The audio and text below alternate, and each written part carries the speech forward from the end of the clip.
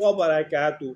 दोस्तों, अगर आपको कुरान मजीद पढ़ना नहीं आता या कुरान मजीद आपको तजवीद के साथ पढ़ना नहीं आता तो आप कुरान मजीद का हक अदा नहीं कर सकते।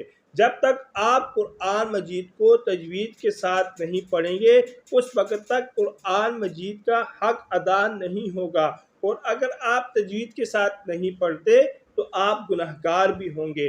तो ऐसे वक़्त पर अगर आप कुरान मजीद की एक आयत सीखें तो आपको 100 रकत पढ़ने से बेहतर है।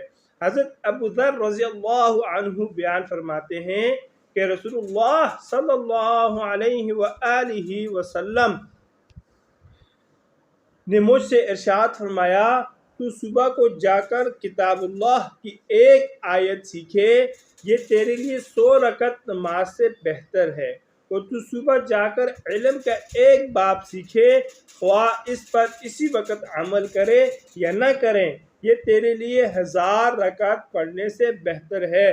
दोस्तों, अगर आपको कुरान मजीद तजवीद के साथ पढ़ना नहीं आता तो आप अपनी नफल नमाजों को भी छोड़कर आप पहले कुरान मजीद सीखें, ताकि इतना तो आप दुरुस्त कर सकें कि आपकी नमाज दुरुस्त हो जाए। अगर आपने कुरान मजीद को इतना नहीं सीखा और अगर आपकी ऐसी कोई गलतियां आ जाती हैं जिससे नमाज फासिद होती है तो आप उल्टे गुनहगार होंगे। तो आप कोशिश करें कुरान मजीद को तजवीद के साथ सीखें।